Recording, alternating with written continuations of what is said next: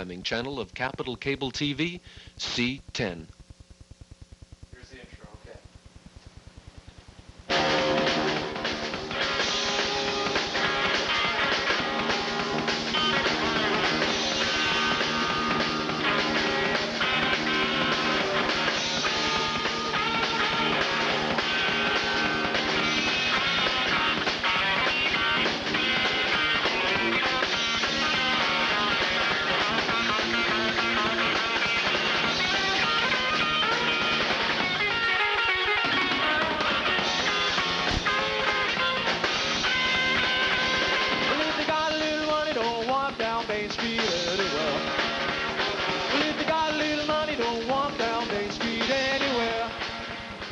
Reason? Well, you can make one up. Totally different philosophy and attitudes towards music. I don't quite exactly agree on that. So you have. So it's very hard to work together as a unit. So you went and put out an ad saying a person who has the same philosophy as us and who can also play drums? We did not put an ad out, no. No. We knew about his availability at the time, and so we picked him up. We'd also known each other for a long time. And knowing that much more, you know what the person's philosophies are and exactly how they can attack being in a band. Andy, what groups were you in before this? Before that, first band I was in was Busternet, which later became, three of us became the Thieves. Why did you leave the group? A number of reasons. It seemed like the thing to do at the time. I like to rotate, give everybody their fair share of having myself in the band because I'm an entertaining human being. Yuck, yuck, yuck. And we're quite honored, really. Yeah. They've got their 6-month stint. I'm going to move on after that, probably. Why did you choose Demer? Why did I choose Demer? Or why did they choose you? It's Demer. Demer. Well, they chose me. Good looks. Good looks. Too. Good teeth, very good teeth. All my own except for the front tooth.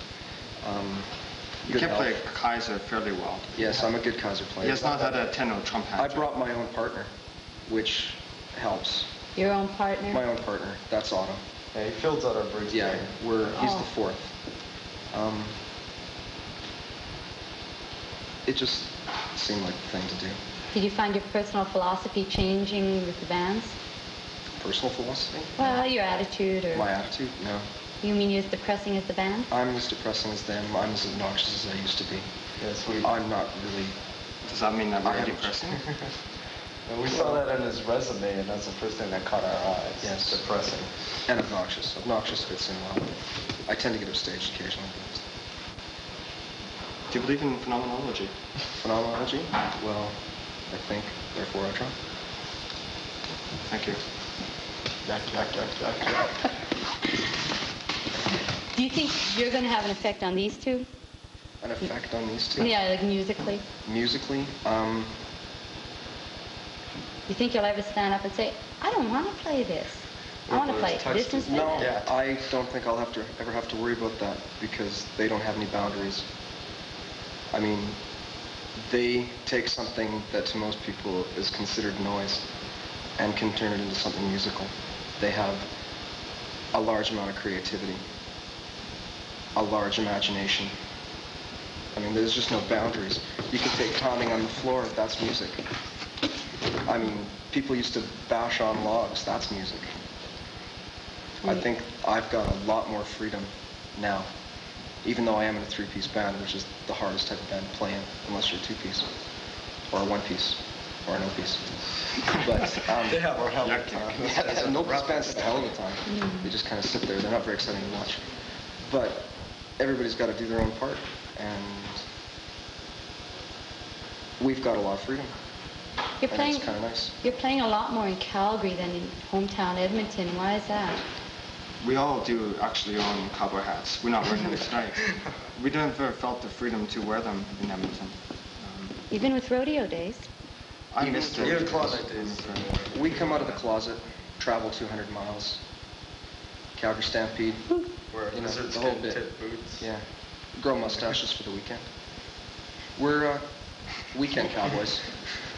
Closet cowboy. Closet cowboy. You yourself in the closet. I'm a weekend cowboy. Well, you're not a closet cowboy No, anymore I'm because very everybody open knows. about it on the weekends.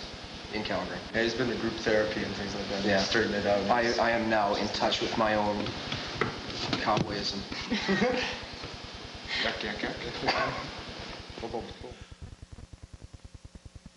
Hi, I'm Mike Sinatra, and my heart is all asunder right now, but I'm a singer by trade, and, well, just because I'm in the Malibu Cans doesn't mean I can't cook, right? Well, I'm here to show you how to make craft dinner tonight, and what you need to make this craft dinner is milk, butter, strainer, pot, water, fork, pepper, salt, me, your imagination, stove, the instructions on the side of the box, the shirt, the hat, the personality, the pizzazz, the showbiz. This is LA. No, it's not actually. This is my script, and well, I'm going to show you exactly what you have to do to make this dinner on this show tonight, and I'm really glad you could join me tonight because I have a personal involvement. I have an emotional involvement with this meal. It's my favorite meal. It tastes really good, and I'm going to show you exactly how to make it when we come back after this little bit of stuff. Okay? How did you find Blaine? He phoned me up. Yeah, one day. And he found out about our plight and phoned me. How many people did you audition? 16? Probably not. It seemed like 16. I think it was 2. It seemed like 16. No, I don't know how many it was. It was Over lots. 10. Between 10 and 20. Somebody asked me, I say like 65. 65 people I made about it. Oh, yeah.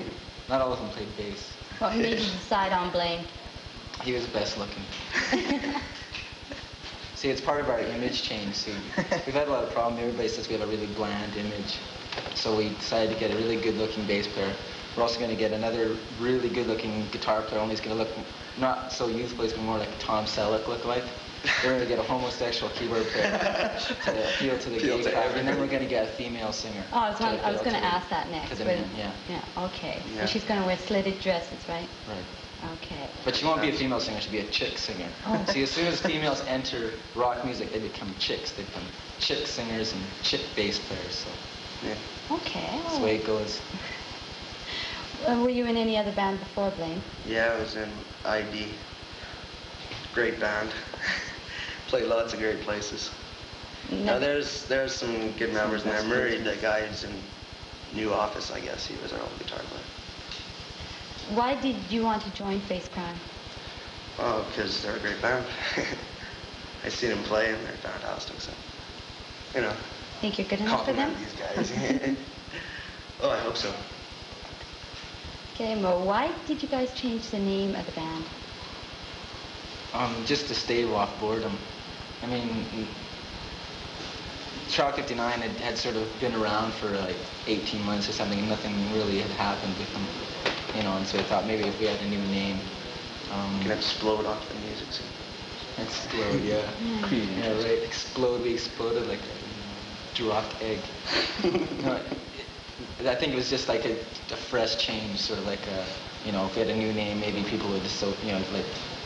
Stimulate new interest. Yeah, stimulate new interest. So like Jeffrey Sullivan. Versus. He's only 18. And I came up with that line, too. What does the name mean?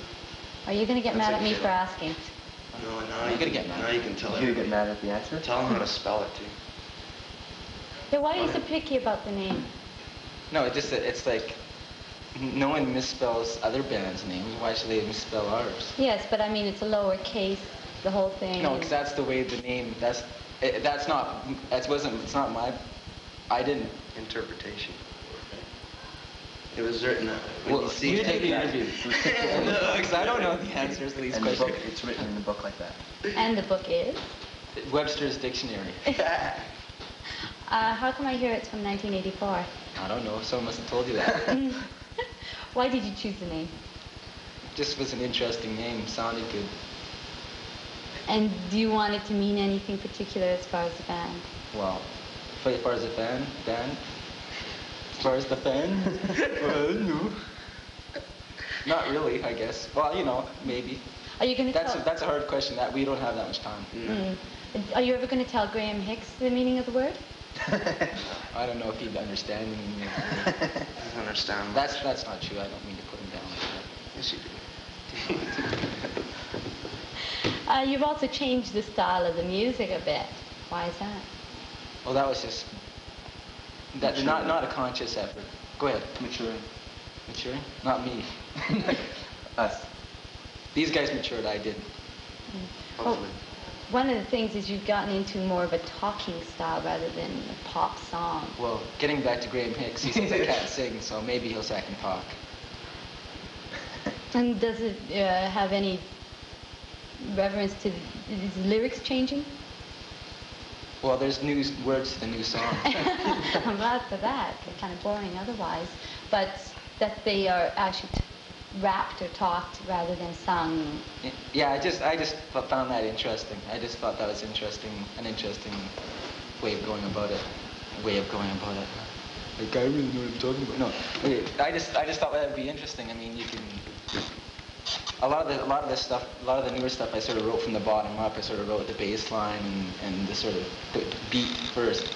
So I sort of concentrated on that, and when I built it off that, it didn't lend itself as much to sort of melodic things. It lent itself more to making that sort of the focal point of the song, and then sort of the lyrics sort of being more spoken. And a lot of those songs I wrote the lyrics first too, and the lyrics didn't really. It didn't really seem like they were all that singable. They'd be better sort of, more. None of them are really spoken. They're just sort of tonally spoken, sort of spoken in a musical voice. They come across It's a pot of water, small pot for one box, and a huge cauldron for about 1,000 boxes. But what you do is you put it in, you put water in, you put salt in. When it's boiling, you open the box, take the cheese out first, dump it in, and put it to maximum, right? Once it's in, you stir it around a little bit. Put it to medium, because then you can just go do something else while it's boiling. And then, you just let it sit for a while. And then doity diddle. And we'll be back again to talk about more. Why have you changed your name? Basically because we're all interested in different styles of music, and calling yourself mods limits you to a certain style. And also there's more than one band that we know of already called the Mods 3, I think.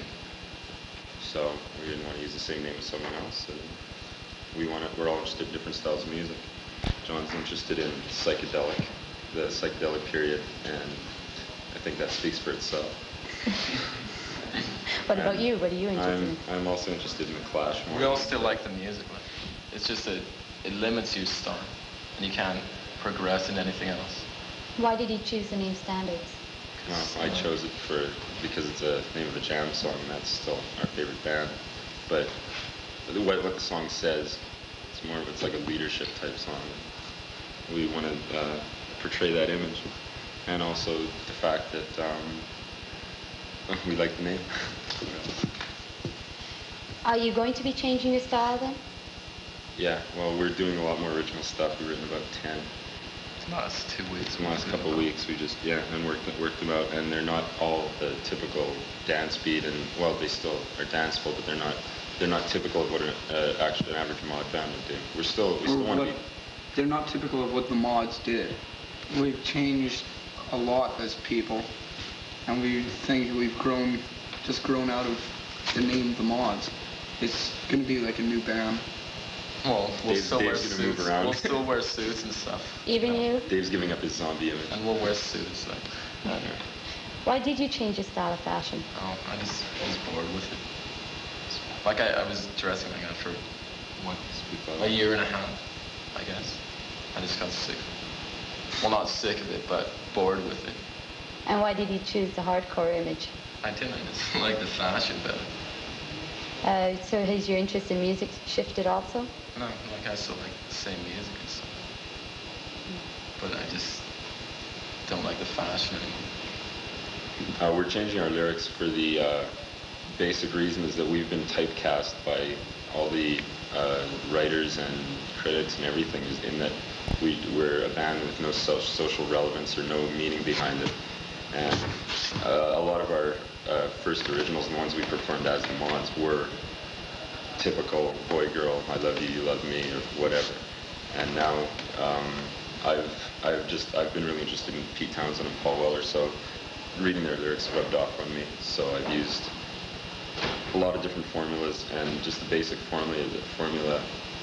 Well, I write what I feel in the lyrics, and what I feel is that there's too much hate and distrust and paranoia between people, and trying to get that image across with a lot of our newer songs. The fact that people just hide and like they hide behind themselves and don't let their inner feelings show. And I think that's really important, and that's what we're trying to say, what I'm trying to say in the lyrics. Do you think people are going to pick up on those lyrics? I hope so. People pick up on Mo Berg when he sings about something, and a lot of the other bands people are picking up on, because they figure if it's an alternative band, then there's got to be some sort of meaning behind it, because alternative is supposed to be stating something, not like your average top 40 band. And we've been typecast, as I said before, just as a band with no meaning behind it. So we want to think with the name change that the Mods were a band with no relevance to society with them, but the standards are good. Now, you've already said that some of the change come from yourself, and also reaction from the public. What would you say is the main reason for the change? Is it from within or from without? You mean our feelings? Well, your feelings about the changing of the style. Well, we haven't really changed our style. We'll still look the same. Our visual image hasn't really changed. The music and the lyrics. The meaning behind the band has changed. Yeah. Before it was like a band with no real direction. It was just playing for audiences to enjoy and to, audiences most of the time won't listen to lyrics, and that's a big problem. That's what we're trying to change. We want people to listen to the lyrics and try and get something out of that. I know that a lot of bands are trying to do that, and it's just not working. But we're trying to combine them both. Yeah, we're trying to combine good dance music with lyrics that have something to say. The song that we're putting on the Westwatch LP has got. Aha, they said, you never amount to nothing, but look at me now. Okay, well anyways, when it's done, you got to find out if it's done first, and what you do is you stab a couple with a fork like this, blow all the water off, make sure so you don't burn your mouth when you taste it. It's all done. Then you got to strain it. So what you do is you take the pot and the strainer to the sink, and you strain it like this. Then you got to put it back in the pot, like that, and that's that step. And stir it around a bit, because you gotta start psyching yourself up for the big cheese sauce. And we'll be right back to tell you how to make the cheese sauce, how to become a man. Of all the bands, yours has to be the greatest reduction of members.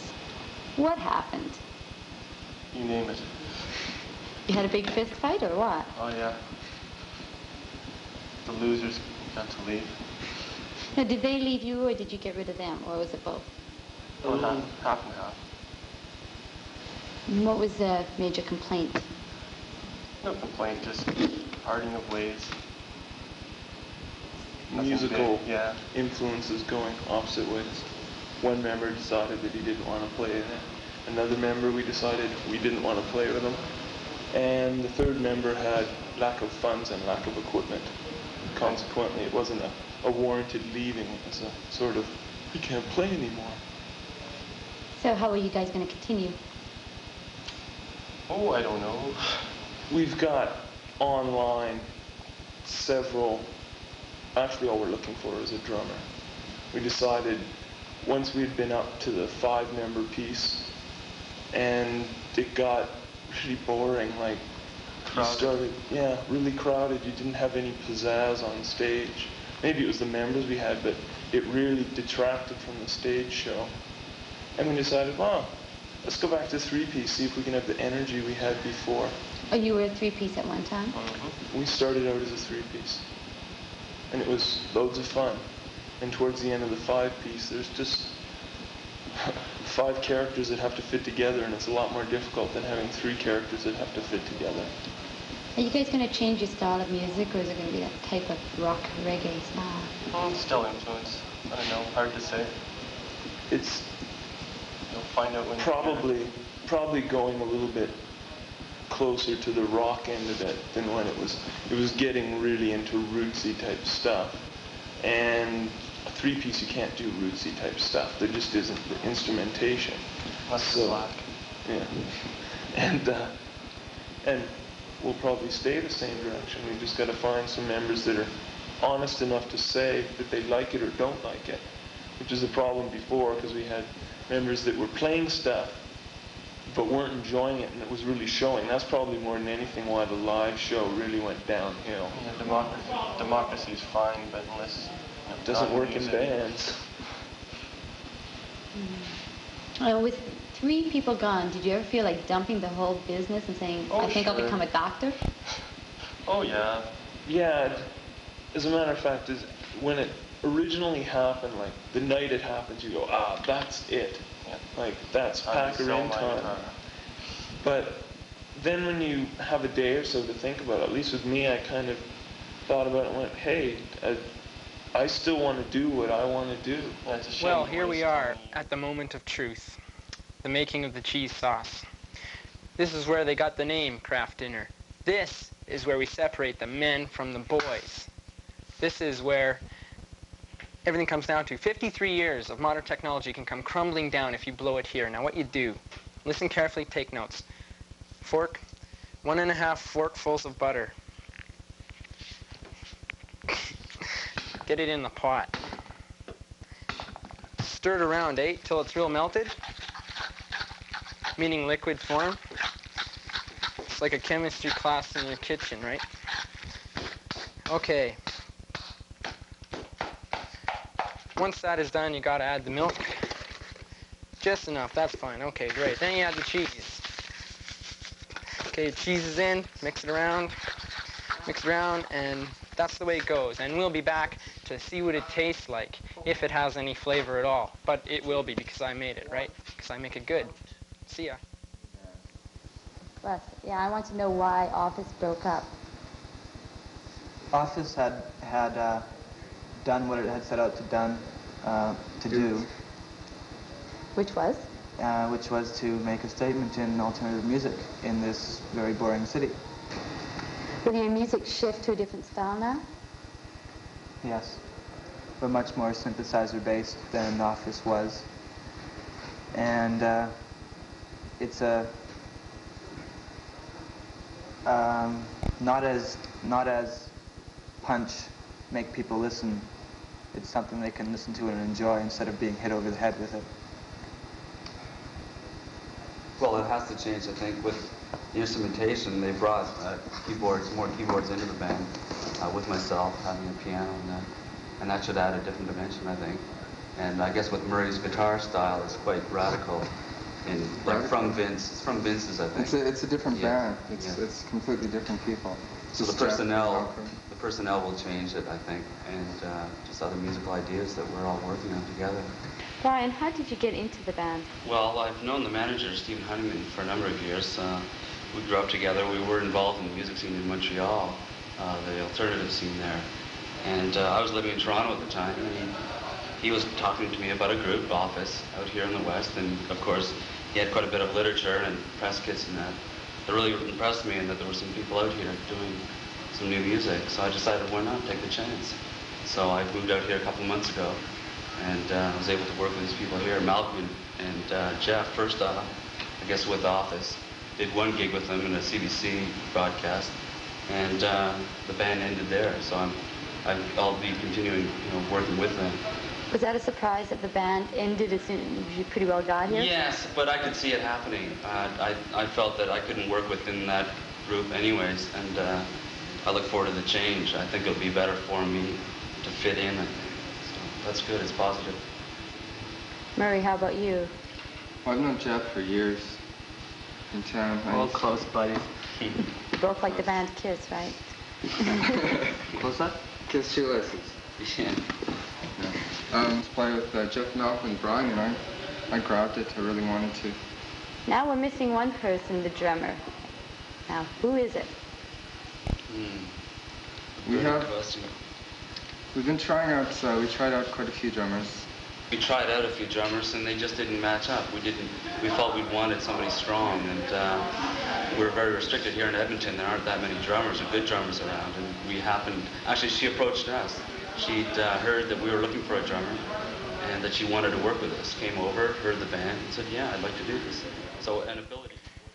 Well, as far as garnish goes, you don't need none.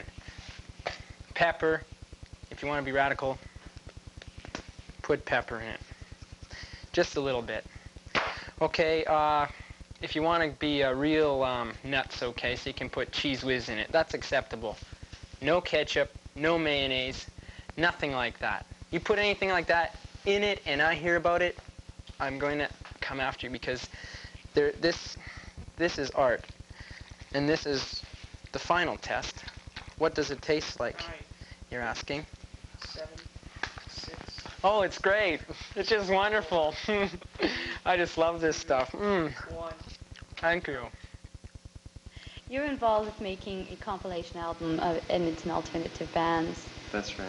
Would you like to elaborate on it? Yeah, no, that's actually probably why my name's come up so often in the recent past, is that I'm putting together a compilation album of alternative music. And alternative music, in my definition, means music that doesn't fit into the mainstream. So music that doesn't fit into the bar scene here, the lounge scene, bands that can't play the regular, quotation marks, venues. Those people are going to be on the West Watch album, and it's also going to give them an opportunity to have an avenue towards recording that they wouldn't normally have. There's several goals to the West Watch project. One is to showcase the bands in a live performance arena. That was done in November at Krieg After Hours Night Spot downtown.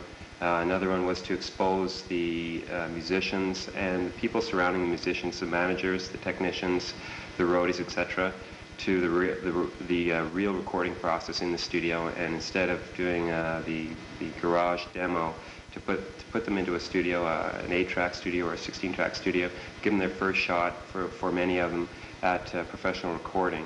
And the third is to showcase Edmonton as an upcoming center for new music.